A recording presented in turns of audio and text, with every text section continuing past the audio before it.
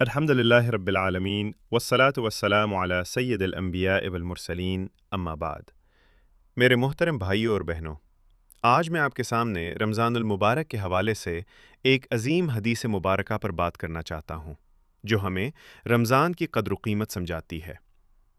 نبی کریم صلی اللہ علیہ وسلم نے فرمایا، من صام رمضان ایمانا واحتسابا غفر له ما تقدم من ذنبہ۔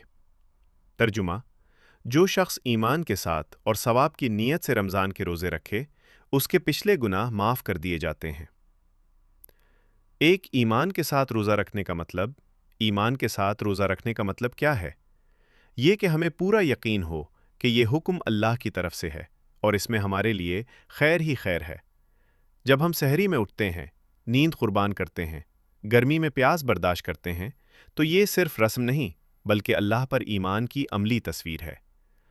2. احتساب کے ساتھ روزہ رکھنے کا مطلب۔ احتساب کا مطلب ہے ثواب کی نیت، اخلاص اور یہ امید کہ اللہ ہمیں اجر عطا فرمائے گا۔ اگر ہم روزہ رکھیں لیکن غیبت کریں، جھوٹ بولیں، فضول ویڈیوز دیکھتے رہیں، نمازوں میں سستی کریں، تو پھر ہم نے صرف بھوک اور پیاس برداشت کی، روحانی فائدہ حاصل نہیں کیا۔ 3. رمضان مغفرت کا مہینہ ہے۔ رمضان صرف بھوک کا نام نہیں بلکہ تبدیلی کا نام ہے۔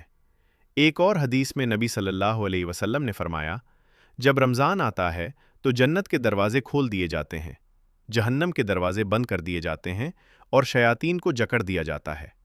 سوچئے، جب شیطان بند ہے، ماحول نیکی کا ہے، رحمت برس رہی ہے، پھر اگر ہم نہ بدلیں تو کب بدلیں گے؟ 4. ہمارے لیے پیغام۔ میرے عزیزو، آپ جو رمضان سیریز بنا رہے ہیں، جو قرآن کا خلاصہ بیان کر رہے ہیں، جو دین کی خدمت کر رہے ہیں، یہ سب اسی حدیث کی عملی تصویر ہے۔ ایمان اور احتساب کے ساتھ کام کریں تو اللہ اس کو قبول فرمائے گا۔ ہمیں چاہیے، روزہ صرف جسم کا نہیں، آنکھوں کا بھی ہو۔ روزہ صرف زبان کا نہیں، دل کا بھی ہو۔ روزہ صرف کھانے سے نہیں، گناہوں سے بھی ہو۔ 5 عملی چیلنج آج سے عہد کریں۔